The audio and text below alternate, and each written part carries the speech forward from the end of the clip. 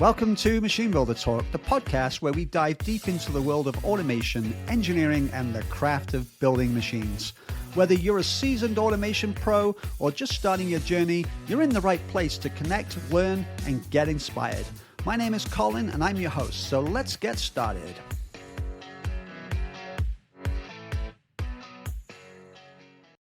Welcome back to another episode of Machine Builder Talk. Today, I'm thrilled to welcome our very first Canadian guest on the show. I first met Laurie Russell back in 2019 when she joined us for an unforgettable trip to the Hanover Fair in Germany.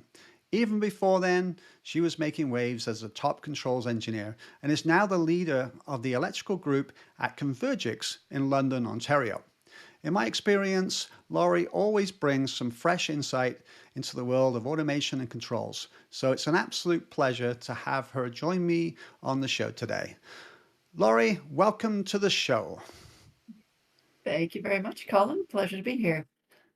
So Laurie, tell us a little bit about yourself. Let's get the listeners in there and tell us a little bit about how you got started in the industry, because we all started from a different place. So where did you start? How did you get into the controls and automation industry?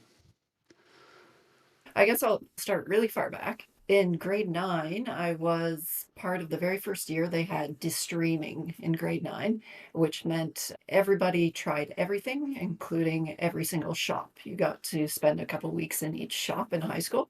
And I think, well, I know, had de-streaming not been there, I might not have tried shops. But it turned out I really like them. I like the hands-on side of things. So I ended up, and especially when it came to designing, so I ended up doing some electronics and drafting all the way through grade 12. So when it came time for graduation and going on to post-secondary, I was interested in both engineering, but then also kinesiology, believe it or not. Really? So yeah, fascinated with the human body and human, physical activity. So I had applied to both and got accepted to both. So then I needed to make a decision. I went for tours of different schools, but I went for a tour of Conestoga College, and it was a fairly new program. They had the robotics and automation program there. But the fact it was hands-on, it was a co-op program. You went sort of to school year round with the co-ops in there, really appealed to me. So that's where I went. Two of my co-ops while I was there, I did at D&D Automation, which was in Stratford. And then the third one I did at Keltor Controls, which was in Kitchener. Yeah. So then after graduation, went to D&D Automation and stayed there for 17 years. And then it was, I guess, 6 years ago, I transitioned from D&D over to JMP. And so I've been at JMP for 6 years now. We've just been rebranded to Convergex. So that sort of gets you to where I am at today. Right. Yeah, I remember meeting you when you were at DD Automation in Stratford. I didn't know you were there for 17 years, though. You don't look old enough Yes. to have been there for 17 years. Yeah, I started when I was 5. Let's put it that way. There you go. Perfect. So it was really your shop experience that got you interested in, well, helped you discover that you liked using your hands and you liked the idea of doing something that was more practical as opposed to accounting or something that was more, what's the word I'm looking for? Mental. Theoretical, I guess. Yeah, Yeah. theoretical, not mental. That Yeah. wouldn't be the right word, but yeah. And so you at that time would have been surrounded by males at the same time. I mean, were you the only female in that class, or were you with other females in that class? I'm going to say in some of the high school classes, yes, I was the only female in some of them. Other ones, it was like called a communications class where you got to do a bit of designing, but then there was also some video editing and stuff like that. So there was a mix of girls in that one. Once I got to college, there were 3 or 4 girls when I started. Only 2 graduated when I was done.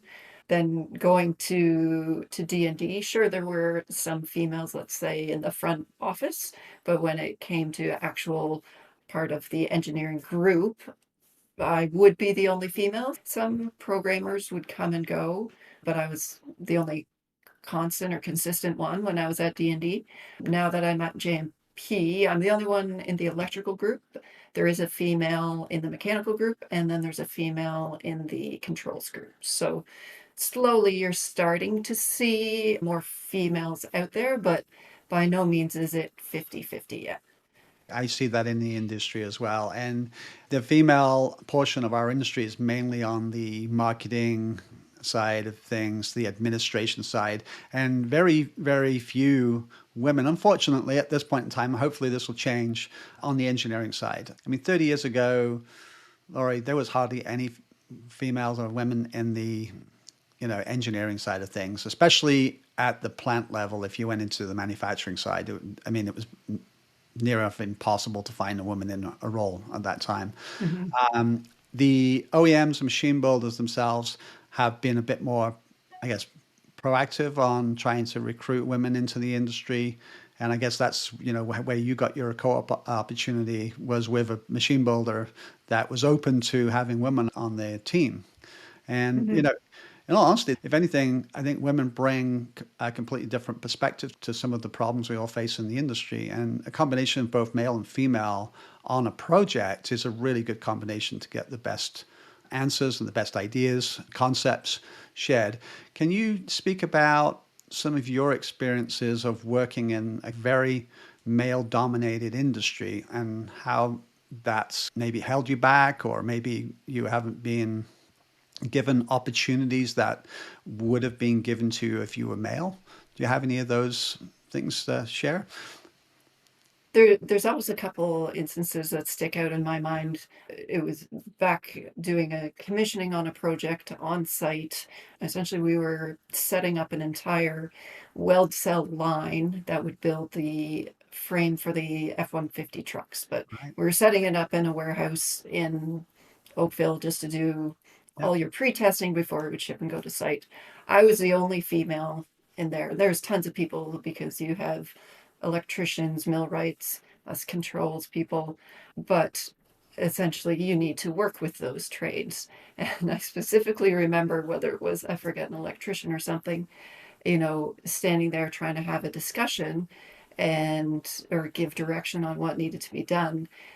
And the male I was dealing with would not look me in the eye, but he would look at the co-op boy standing beside me and have the conversation with him. Inside, it would just eat me up, but I'm the kind of person who's not confrontational. I didn't point it out, I didn't bring it up. It just pushes me to, I guess, do my job even better. And over time, let's say a span of the week, that electrician realizes, holy crap, she's the one with the answers and I need to go to. So now I need to start dealing with her. So that's sort of my motive, I guess, is, show them you know your stuff, you can do the work, you can get them the answers, and they'll learn quickly enough that, okay, she knows what she's doing. So in some ways, that kind of behavior from the males you were working with kind of drove you to work harder and prove yourself, right? So it actually made you Oh, for stand. sure.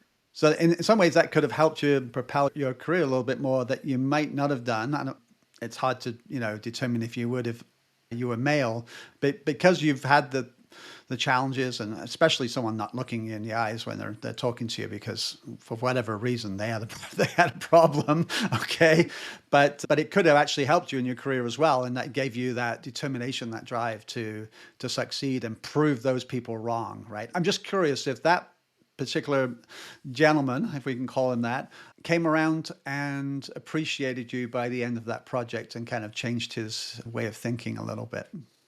Oh yeah, for sure. I don't know if he ever even realized he was doing it initially. He never apologized for doing that, but yeah, definitely towards the end of the project, we were a great team working together, right? So yeah, but unfortunately, with so few females in the industry, that feeling of needing to perform is always there to Right. prove that you belong. It's something that is I'm just used to. That's what I do. Maybe it's partly, I guess, who I am. I always wanting to prove myself, but definitely in this industry with the sort of flip-flop ratio of male to females, unfortunately, there is that constant pressure to prove that you belong there. Right, and that's not just only on your actual skill set side, actually doing your job, but there is this other times where you're maybe in a lunchroom or there are activities, arranged by some colleagues at a male, and they might have something like, "Oh, we're doing a football game or something. We're going to watch a football game," and they might just exclude you because they might think you're not interested in watching football. Would that be a correct assumption? Those kind of situations? I haven't ran into that. At least D&D and Convergex have been very good with, invites to everyone. And I'm more of a sports freak. So I'll go out and watch football or, people will organize a pickup hockey game. I'm like, yeah, sure, I'll join in. Yes, I'll be Yeah. the only girl there, but I'll join in. So yeah, I guess I'm sort of pushing the norm on that side of the non-work related side of things as well. I would call it a trailblazer, Laurie. I think you're a trailblazer and an inspiration for any young ladies out there who are thinking about coming into the automation industry. Laurie really is an inspiration for that. So on that note, what is a little bit of advice that you could give to some young ladies that may be looking at coming into the industry or probably not even thinking about coming into the industry because I think most of us don't even realize there's an automation industry when we join it. But being practical and doing something with their hands with skills as opposed to, following the modern day route of sending your kids to university, getting them a degree, and then most of the time, half of them don't know what to do with it afterwards. But what would be one little bit of advice that you could give to a young lady, let's say like yourself, when you were younger, that was practical and really enjoyed the hands-on approach to, maybe get into the industry or open doors?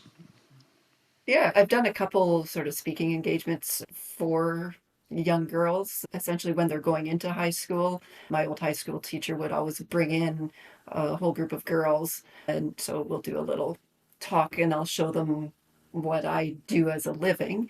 And then I've done different things at the high school level as well. But my main message to them is what I do, I don't need to be a big, bulky, you know, super strong person. Right. I'm using my brain, and it doesn't matter if you're a guy or a girl, you can use your brain. So if it's something that enjoys you, and what I do, there's a lot of problem solving, which I really enjoy doing. Yeah, it's open to anyone who's interested. Yeah, and I can say you'll never have a boring day in your life working in the automation industry. That's something, I can personally, recommend is that you come to work and it's different every day and you get to see some really cool things, right? Cool stuff. Yeah. All And right. to be So able to say, hey, whether it's a car or some sort of product, like I had a hand in making that, it's a pretty cool feeling. it is actually, isn't it? You can say I was involved with that being made, and the show How It's Made. It's My made, kids, yeah. my kids, and they're all girls, by the way. So I've got three girls, hence the female angle there. They were really interested in watching that show, and I was like, oh, that's what I see every single day. It's and explaining to them how it worked and what was going on there. It was a lot of fun. And unfortunately, none of my girls got into the practical side of things, and so but they certainly enjoyed watching the automation and me talking about it, I guess, and robots and stuff like that when they were younger. So, out of your career so far, what would you say was one of the most pivotal moments that, shaped your career and put you where you are today? Well, I guess first just getting into the industry, so deciding to go the engineering route was very pivotal for me. And then having two awesome co-op experiences. D&D was very good at letting you get your hands dirty on day one, so getting lots of job experience. So that helped guide me and decide sort of what part of the field I wanted to go in. A pivotal moment, I was in a very bad car accident back in 2002. So it damaged my legs a lot. So my days of spending time on the floor commissioning. Oftentimes you're standing on cement floors for 12, 14-hour days. Those days were gone. So that sort of pushed me over to the electrical design because I didn't need to be on the floor as much. I still do a little bit, but that pushed me that route, which actually turned out to be awesome because this career that I have right now has allowed me to become a mom and juggle, a home life as well as work life. So, yeah. Right. And I can guess that your practical electrical experience on the floor was really invaluable when it came to design. Oh, for sure. For sure. Yeah, the things that you learn on site and you learn on the floor, then you can go back and put those lessons learned into your designs for the next time, for sure.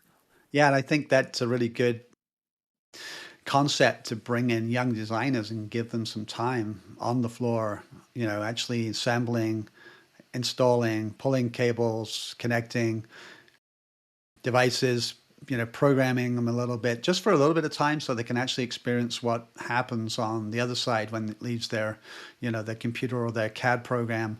And someone's actually got to install it at the other end because it gives them some insight into some of the challenges you have on site, especially when it's 1 o'clock in the morning and you're trying to do your first run off and those times Yep. that I wish that someone had designed this a little bit differently, right? So Yeah.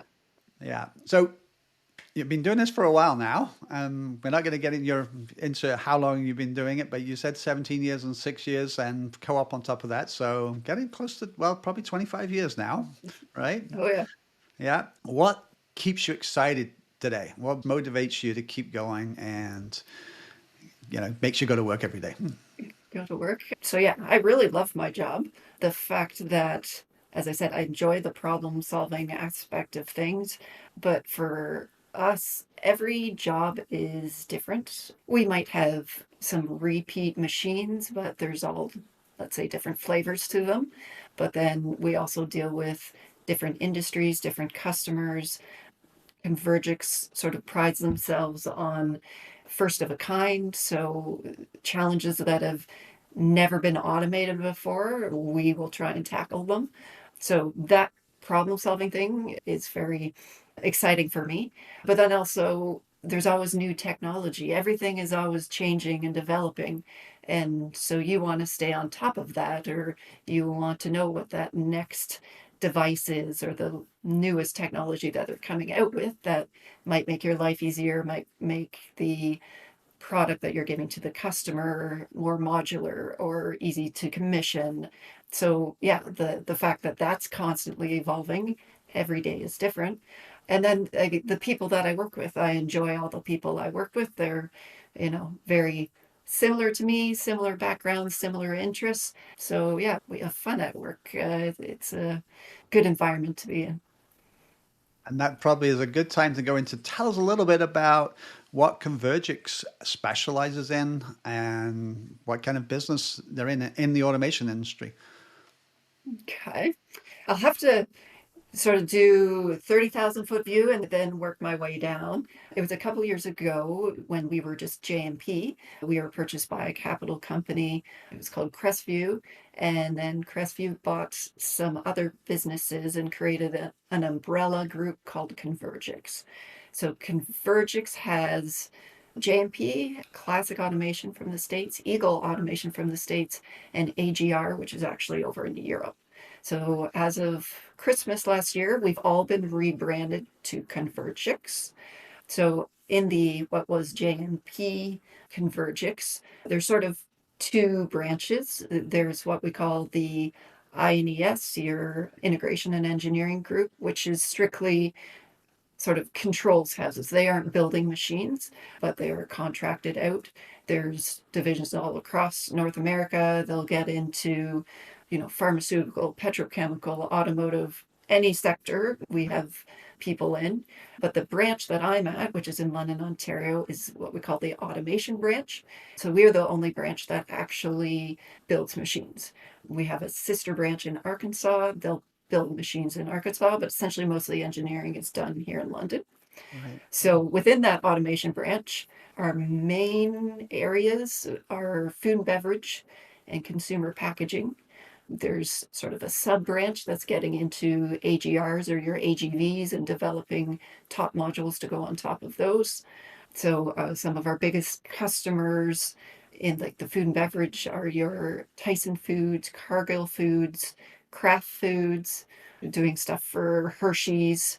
But then on the consumer packaging side, Kimberly Clark is a huge customer of ours, also doing stuff for Procter and Gamble and things like that. So that sort of gives you an idea. Convergex as a whole can be in every sector, but yeah, our automation sort of silo, I guess, is mainly the food and beverage consumer packaging. And when you talk about CPGs, consumer packaging, you are doing everything from start to finish. So full lines. Pretty much, yeah. We'll do case packing. We'll work with usually third parties for case erecting. We have done some case erecting ourselves. So one of our sort of specialty cells that we do a lot is a case packer for Kimberly Clark. That is typically packaging bags of wipes or bags of diapers into boxes. So it's doing it with ABB robots and their pickmaster. So you're picking and placing on the fly. But then we'll go through your case sealing, check weighing, metal detecting, all the way to palletizing. So we'll use robots to automatically palletize and then through a third party wrapper and then out the door. Right. Yeah. You explained that process really well, Laurie. That's exactly how it works, right? You've been at Convergex for JMP, now Convergex for 6 years. What's the most interesting project you've worked on so far, or aspect of a project, not necessarily the whole Mm. project, but what was the most Oh, challenging one, I guess, would probably be a good way of putting it. a good one. I'm going to touch on a couple different ones. The one I always talk about was the Hershey's peanut butter cup one. Yeah, We had to visually inspect all of your Hershey's peanut butter cups, A, to make sure they were the right thickness. So we were using laser sensors for all of those. If it was not the right thickness, robotically picking them and rejecting them. And then we were also using vision to inspect them to see if there was any deformities and defects. And again, automatically rejecting the defects at a very, very high speed. So that one was just really cool because we got so much test product that we had Reese's peanut butter uh, cups to eat forever. So I was talking about that one. Other ones, we've done a couple sandwich lines for Cargill Foods. So we're robotically making sandwiches. that's cool. So sometimes, like the first one, the buns are slightly frozen and they go through a bowl feeder and come out, and then they go through a slicer. And we take the top of the bun off and separate it from the bottom of the bun, but they're traveling down a conveyor. Then we robotically pick your frozen patty of meat, depending if it's turkey, beef, whatever, place it on the bottom bun. There is sometimes we'll do breakfast sandwiches, so you have to pick the frozen egg and put it on. And again, this is all going high speed. Then it goes past a cheese slicer and it puts a piece of cheese on it. And then again, with vision and robots, we're picking the top of the bun up and putting it on the bottom of the sandwich, goes through a last visual inspection, and then into your flow wrapper. I don't remember the speeds of it, but I'm still blown away. I'm like, who is eating this many sandwiches in a day? I don't know. Right. It's crazy fast. I've never thought to myself when I bought a sandwich from, one of the service stations on the road, because usually when I buy one is when I'm just stopping to get gas and just on the road again. I've never thought to myself, I wonder if this was automated, because I've always assumed that it was made by someone and put in the packet, right? So, but It now I'm going to have to look at it and say, oh, maybe this was automated. was automated, Yeah. exactly. And then there's a third one.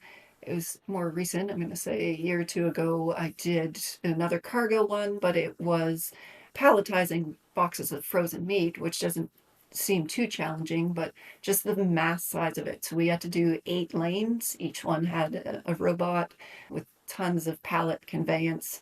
So it was quite large. Colin knows the size of our facility. It took up half of our shop. So electrically, that was a lot of panels, a lot of wiring, but definitely proud of how that one turned out and how my design turned out. Tried to make it very modular, And so, yeah, it was able to go together quite well. And then because I made it modular and the customer decided, oh, we're only going to install half and we're going to wait to install the other half. I'm like, that's okay because the way I designed it, that's not an issue. So yeah, I was proud at how that one turned out and came in under hours and under budget. So yeah.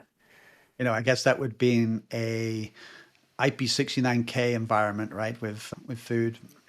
That one wasn't. Usually by the time it's in the case, it's in the box, Right. you're not touching food, so we can Right. just do IP67. And the IP67 IO was the reason you were able to make it modular, right? Correct. Yep. Yeah. So you can put an IP67 IO module. It's funny because I've been writing a lot about this lately, is the difference between IP67 distributed IO versus centralized panels with obviously IP20 IO, and how much versatility that gives you to be flexible and modular like you've just spoken about. And it really does, because you can group your IO into sections on a modular part of your line, okay, and ship that complete, ready to go. And all you need to do is plug power and Ethernet or Profinet, whichever flavor of communication you want. And then it's all back to the PLC. You could even have all the code written in the PLC, so that's actually ready to accept it when it's there. Just bring it back online. Yep. So Yep. That's it's exactly what we do. I know, Colin, you've done a couple articles on decentralizing, and yeah, that's my big push right now. We do decentralize a lot of our I/O with the field I/O blocks, but you got Mer also has field mounted Ethernet switches, so we yeah. can decentralize that as well, so you don't have to run all these Ethernet cables back to the main panel. The next one I want us to do for a large palletizer, like I was talking, instead of putting all the VFDs in the panel, put them all out in the field and distribute those. So then my panel size gets a lot smaller. It's not a new thing. That technology is out there. GM, when I was doing GM work, they use it all the time. Just we haven't done it yet for any of these palletizers. So I'm keen to implement that on our next one. Yeah, and I think some of the motor drive manufacturers like SEW are starting to give you a bit more choice on those IP67 combination drive motor units, right? Yeah. And again, decentralize that. I think there is a trend, certainly in Europe, to start moving away from pneumatic into electric actuators and 48 volt in particular.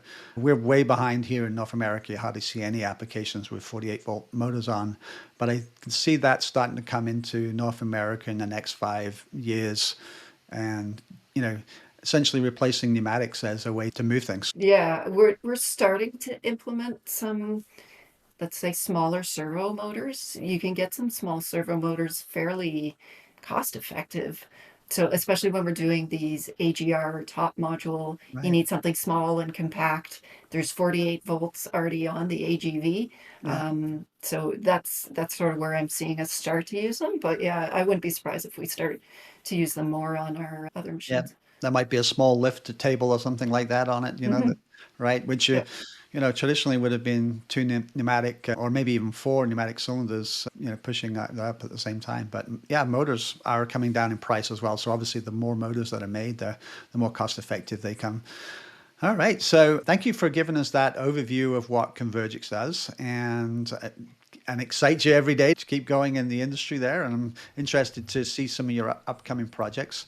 And now, as we've already mentioned, previous meeting we've had, that the SIP safety will be part of that decentralized Yes, I'm very organization. excited for that. Yeah.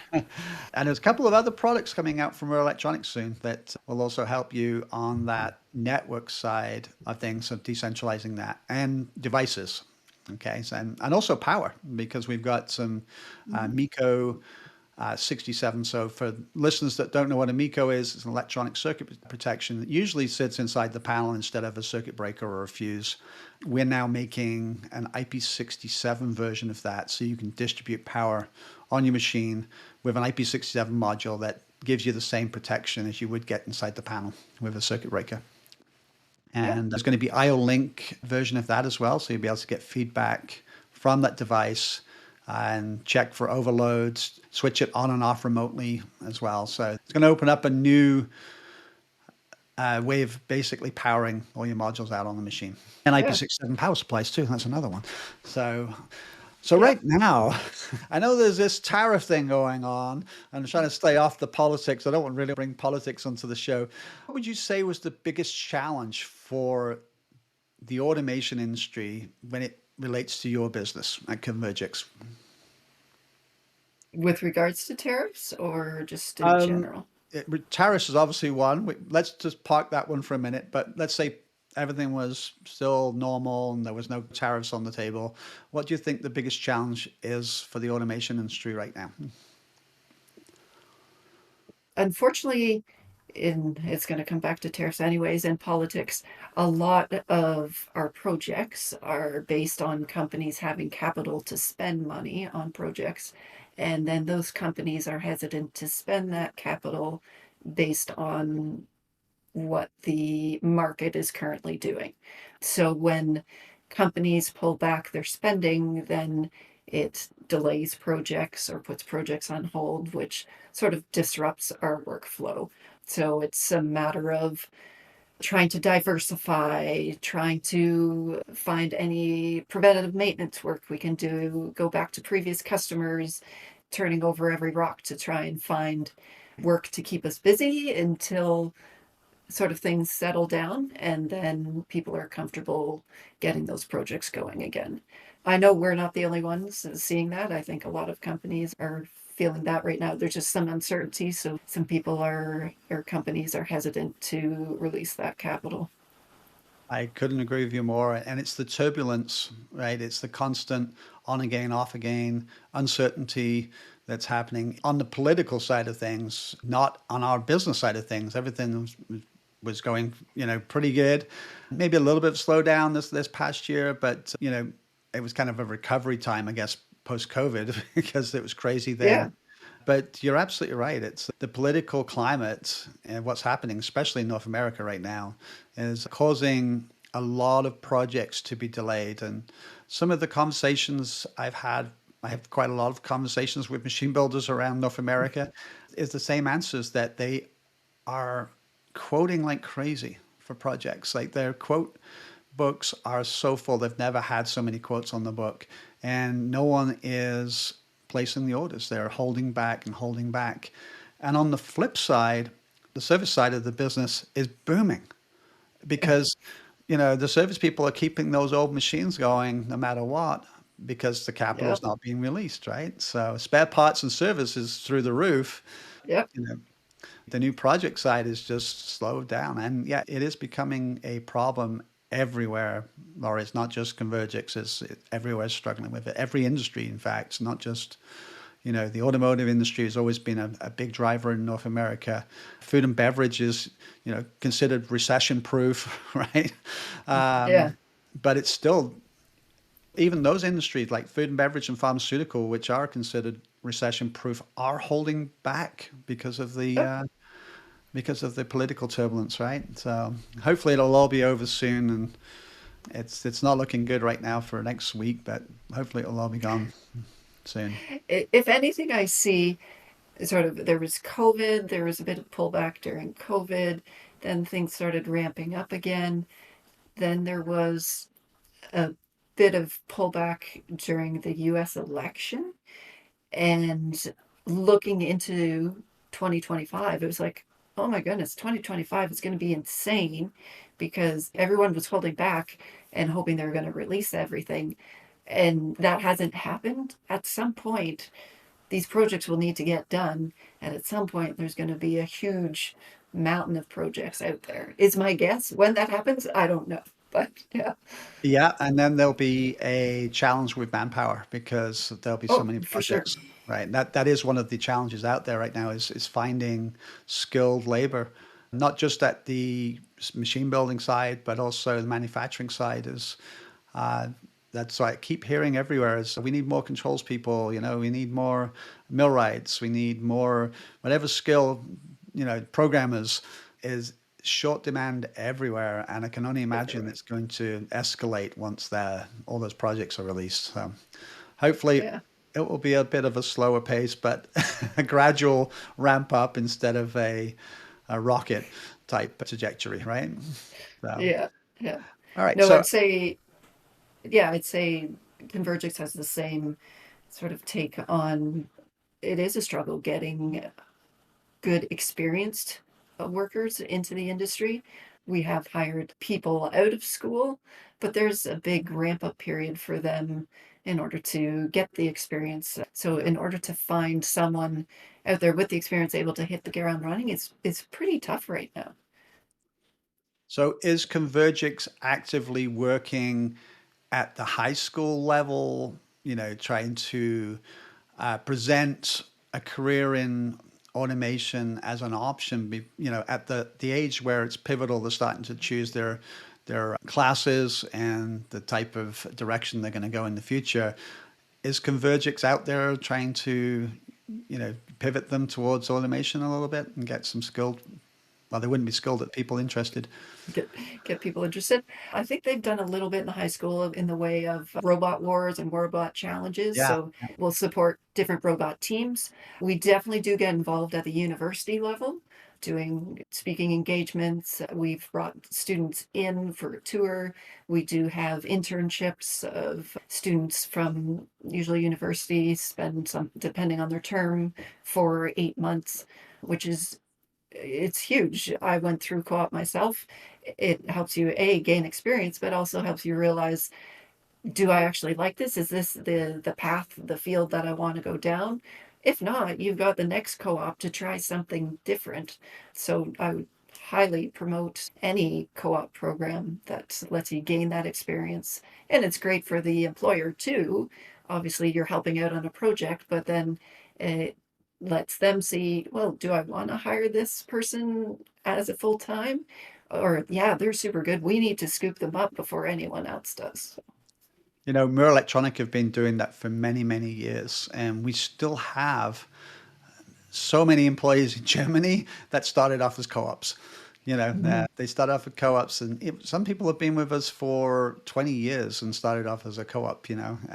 So it is a good way to, first of all, identify talent, okay, or identify maybe not talent, but the right attitudes. Yeah. You might have people on co-op, they might all not be equal at a skill level, but their personalities and their determination, just the way that they operate within the day when they're being watched, when they're not being watched, right? Because, younger people tend to react a little bit differently when they know they're being watched as opposed to not being watched.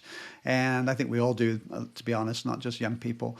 But it gives, the employers a chance to see those ones that are really, outstanding in everything that they do and give them a chance. And I think it's a really good way to get more young people into our industry and start filling those positions. I think there is one way we could probably increase that, and you mentioned it right at the beginning of this show, is what got you into the industry is if we bring shop back into the high school. Yeah, they have, at least in some schools. My daughter's just in grade 9 this year, and they did bring de-streaming back. So she is getting it's not full, like I had to try every shop. But essentially, I think they have to have one tech course in order to graduate from grade 9. But it's nice to see them at least implementing that and make some strides to at least expose them to have the option to try a shop. Yeah. Yeah. You know what? If we look back, it was a turning point for a lot of young people because when you go through an academic system and everything's academic, and they may not be academically minded, but they're more practical minded. And so they might have been struggling in school until they got to shop. And then at shop, they're turning their hands, they're making things. And if I remember shop, there were always these kids that made amazing things when we were all making the same project, right? You all had the same project, but there were Hmm. these kids that were always doing something absolutely amazing and they were so practical.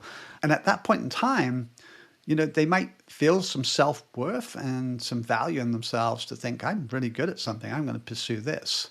And I don't think kids these days get enough opportunity to do that in the academic system or academia that we have. Hmm. It's focused towards getting your qualifications to be able to get into university, and there's been this big focus on that, and kind of moved away from looking at skilled as an acceptable or a cherished job. It's always been pushed down. Well, that's No, you don't want to do that. You know, you got to go to university and do something, be a lawyer, be a doctor, and I think it's a lot to do with our parenting and the culture we live in these days that we are short of skilled labor, although there are probably hundreds of thousands of kids out there that would eagerly jump into it if they were given the chance. Yep. All Yeah, right. totally agree. Yeah. All right, so you are leader of the electrical group at Convergex, and so I always like to get a little bit of a leadership philosophy on here. What type of philosophy do you have on leadership, and how do you build and maintain your team? What keeps them working for Convergex and interested, other than the work they're doing? What do you do as a leader to try and encourage them? My style of leading is I'm still a member of the team. I'm not a higher level than anybody. I'm a team player as well, but essentially I am the means of if you need answers, I'll go get them. If you need something to finish your job, then I'll get it for you, kind of thing. So that's sort of one thing is not being sort of a dictator. We also try, if it's a huge job, like let's parse it out and everyone take a bit. And so it gives a bit of we're collaborating together, we're working as a team, or if I'm away on holidays, someone else needs to cover for me. So I get them up to speed on all my projects. And then I do the same for someone else when they go on holidays.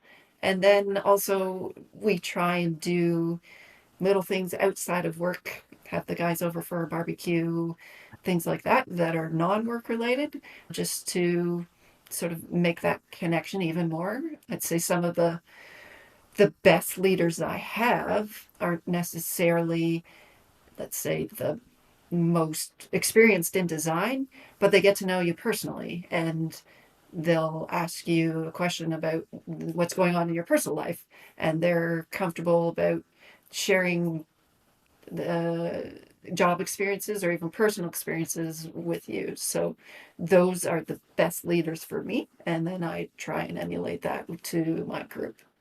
Yeah, I think that's a really good definition of leadership there. And the biggest thing I got from that was that you're not scared to get your hands dirty with everybody else. So, if you have to pick up a Yeah. broom to finish off the job and stay there until it's finished, you'll do it. And the getting your people out of the work mode sometimes so they get to know each other a little bit out of the office. I've seen that have great effects with teams in the past. And I think it's something that most companies do try to do is arrange things Yeah. that would get people out. Activities is the word I was looking for. Get them out of the work environment into a personal kind of team thing. So barbecues are a good, bowling, those kind of aspects. I know we do that at Mirror Electronic quite a lot. So it gets people to know each other outside of work, and it's very healthy. Yeah. Yeah. Yeah. I agree. So, a little bit of fun and reflective kind of questions here. And this is kind of related to what we've just been talking about. And I'm going to put it on a platter for you here. So, if you could give your younger self one piece of advice that you'd wish you'd had when you started, what would that be? I wish, believe it or not, so I did have three co-ops. I did two in DoD, one at Keltor. I wish I had done one at like a panel shop or something, or like with an electrician. I can wire troubleshoot. I'm just not very neat or good at it. And obviously, we do have electricians who will do it, but just to be a little more efficient at it, I wish I had or maybe even gone and got my electrical ticket.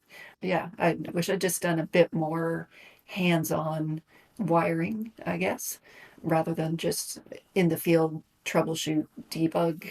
Usually it's pretty messy. You're pulling wires. Oh, these two are the ones we need. Let's land them. Will the electrician clean that up later? So yeah, that's one thing I wish I had done. Yeah, that's something that's going away really. Well, eventually it will. I just wrote an article about Cube 67. You're familiar with Cube 67. And I basically compared it. Why are we still building control panels like it's 1965? With every sensor being wired back to terminal blocks inside the panel, where you need that skilled labor to wire it up. And, using M12 or M8 connectors on an IP67 module, you could train someone, within 15 minutes to do that, especially if they're identified with labels on the cables, labels on the ports, very quick to do it. Hmm. So in some ways, getting that experience would have been great, but it's somewhat going to be redundant in the future, I think. I don't know when, but at some point in the future, we will be decentralized and have no panels, no electrical panels. Yes. Yeah. So I always say, because I am pushing for that decentralized solution as much as I can, but then I'm like, oh my God, I'm designing myself out of a job if I don't have panels to design, but all that I'll have to do is essentially draw connections to a block and draw your network and be done. But in the end, it'll be more efficient, it'll be a slicker design, we'll be able to crank out projects that much quicker. Laurie, you'll never be out of work. There'll always be aspects of electrical systems to design.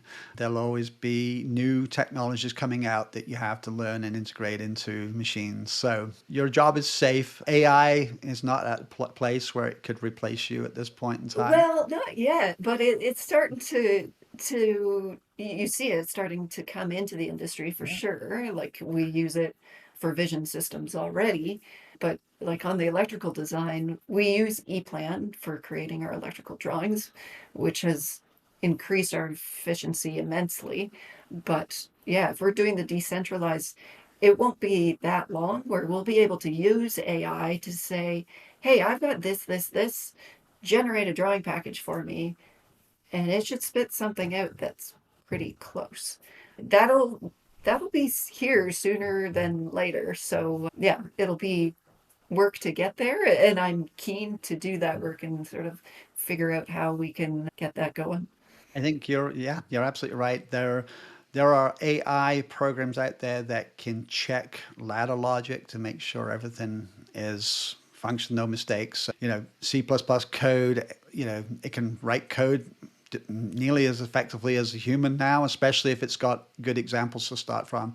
So as you start building out those projects and feeding that information into an AI system, and it's basically learning from how you do things now, it can iterate new versions from the existing very effectively. And I think the pace of AI is incredibly infuriating, one, because I can hardly keep up. It's the first time in my life I cannot keep up with the technology because something new comes out every single day.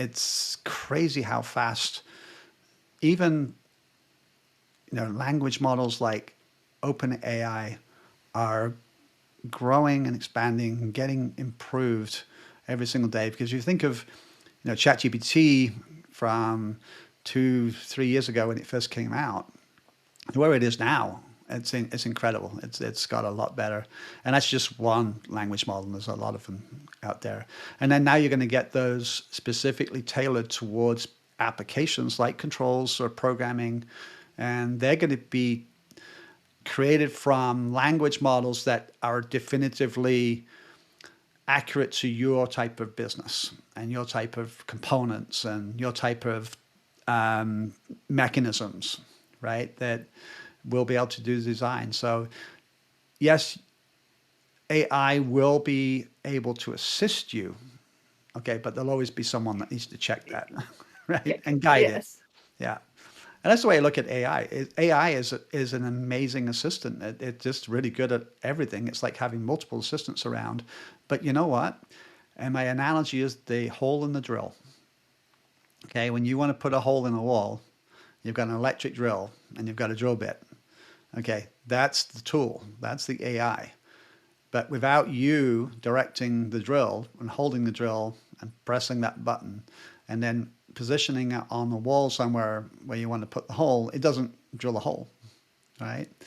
And it doesn't know how deep you want it either. So that there's the human aspect there that will always be involved in AI, just like it has in automation. Because in automation, we've had that fear, oh, it's going to replace our jobs and robots are going to take away that job. But what happens is people get an opportunity to do something more interesting and maybe something less monotonous, Hmm. and their lives improve. It's in a way when we're automating things, we are making other people's lives better, right? They get to go and do things that were really boring jobs. And it's funny you were talking about the samples with the Hershey peanut cups, because one of my early vision system projects was with a brewery called Steam Whistle, which is a smaller brewery here in Canada. But they had a shift where everyone had to sit on a stool and watch the beer bottles go by a white screen, a backlit screen. Hmm. And at this point, the beer bottles were full. So if their bottle cleaner had missed a cigarette butt or saran wrap or something that was in the bottle back then, that bottle would have to get pulled off the line. Everyone in the company, and they weren't that big a company at that time, probably around about 50 employees at the most, had to do 20 minutes shift on that stool, including the CEO, right? And I saw this on a walkabout for a breakfast TV show. Um, on City TV. You probably remember City TV back then doing the Yep. walkabouts. And I went down there the next day and I said, I think I've got a solution for you that will stop you from sitting in front of that white screen. And they jumped on it and go, what? He said, it's a vision system. And they went all sad and heads went down and go, we don't have the money. We don't have the 300 or $400,000 it takes to do a bottle inspection system. I said, no, I've got an idea. We can do it for, I think, about $15,000. They didn't believe me.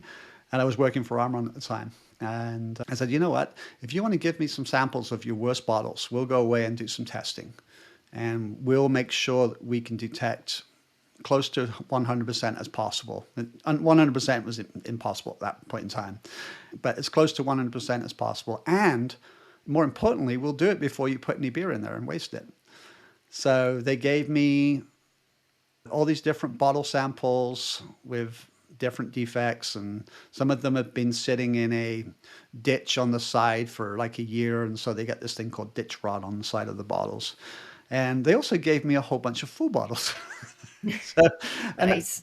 I had to go back there and show, proof of concept, and we would do demonstrations. And every time I went out, they said, "Hey, here's a case of beer." So that was a really nice period of time where I was getting free beer. But I got fed up with Steam Whistle in the end.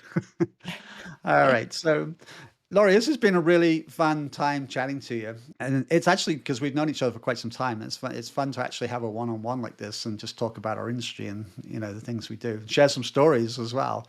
So, talking about ChatGPT and AI, and it doesn't have to be AI. What is one tool or one thing that in your work life you could not live without?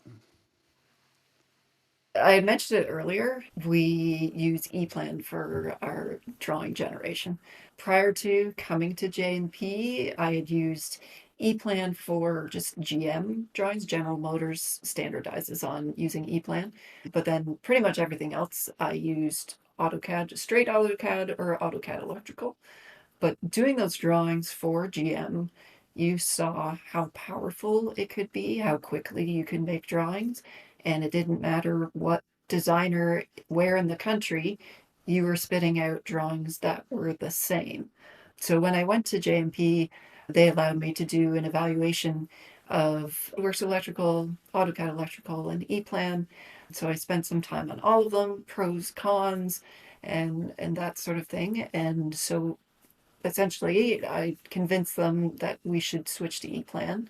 So we did we already had a couple licenses just for doing GM drawings, but bought a specific license, let's say just for automation.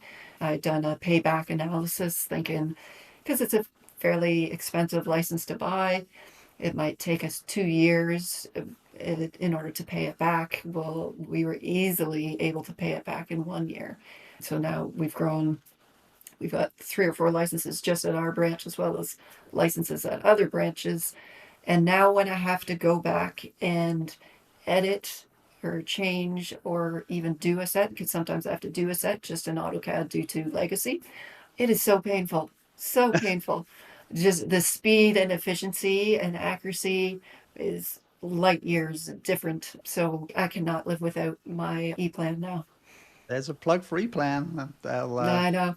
I'll have to let Roland know about that. So I'll have to So send him a link to say, listen to this. ePlan is mentioned. You know Roland, right? I know Roland. I'm going back over to Hanover for next week, and the e-plan booth will be there. So I'm sure Roland will be there. Oh, okay. You'll have to give him a good plug while you're there. Yeah, yeah. All right. So wrapping up here, I got a couple more questions to ask you, but one that I ask every guest is if you weren't in automation and you didn't go in that direction, what do you think you would be doing now? As I alluded to earlier, I physical fitness, the human body is fascinating to me. So, and I applied to go down kinesiology. So, I guess is I might have done something down that route, whether it's physiotherapy or something like that.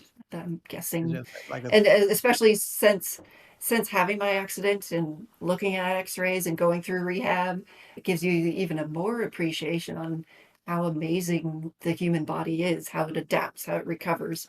So yeah, it definitely fascinates me. Yeah, and the human body is such an incredible machine when you think about it. I mean, we're in Yeah. autumn, and we so often try to emulate the human functions, right, in automation.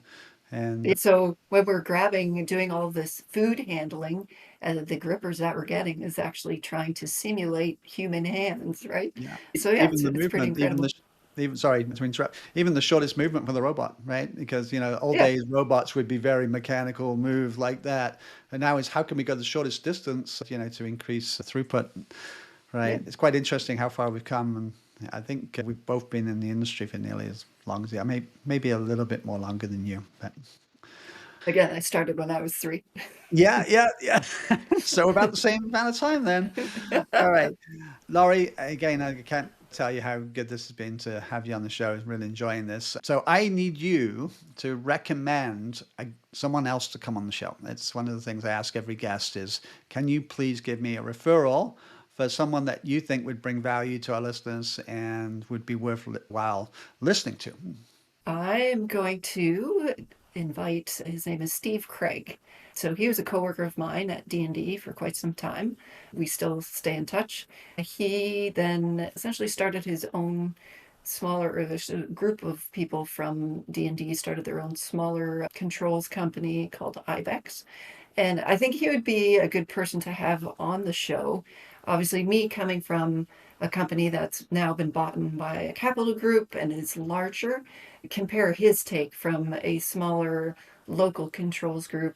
Does he see anything different in the industry? Obviously, they're servicing more local companies, and like, do they have any concerns about sort of the longevity of a smaller company like them as more and more of these controls companies like well, D&D was purchased by Eclipse, but then Eclipse was purchased by Accenture. What was the other one in Kitchener? That was purchased by Samuel. Right. So, uh, yeah, Yeah. it's like your smaller businesses are more rare now. So I would be curious if you had a conversation with Steve, sort of what he sees in the way of the longevity and future of smaller controls companies. Yeah, that would be a great conversation being controls person, and I would love to have that conversation. Thank you for the suggestion, and I will actually ask you to put me in touch with Steve. So Yeah, for um, sure. appreciate that. All right, so Laurie, it's been a great show. I really appreciate having you on. Where can listeners find you? Online? Where's the best place for them to find you? I am on LinkedIn. Just search up Lori Russell. That's the best place to get a hold of me. All right. And I'm going to sign off by saying, how many baseball games have you got lined up? I guess that season's going to start soon. You're probably finishing off hockey right now. Finishing off hockey, both my kids played competitive hockey. Mind you, we're going into a bit of spring hockey and then into tryouts, so really it's not done until mid-May. But then both my kids are into soccer, and I'm That's the right. only baseball player. So between soccer and baseball, we will be outside at the fields pretty much every day of the week. Active family, right? Yeah, wouldn't have it any other way. No. Laurie, thank you ever so much for joining me here. I look forward to seeing you. I will actually coming out to see you probably in the next week or two. I've got some new things to show you, so I look forward to sitting down with you and showing you some of those. But thanks for joining me. Awesome. Thanks for having me. And that's a wrap for today's show, so thanks for tuning in to Machine Builder Talk. If you enjoyed today's episode, be sure to click subscribe so you never miss an episode. And if you really like listening, a quick review goes a long way to help more machine builders and automation pros like you find the show. Until next time, stay curious, stay connected, and keep building.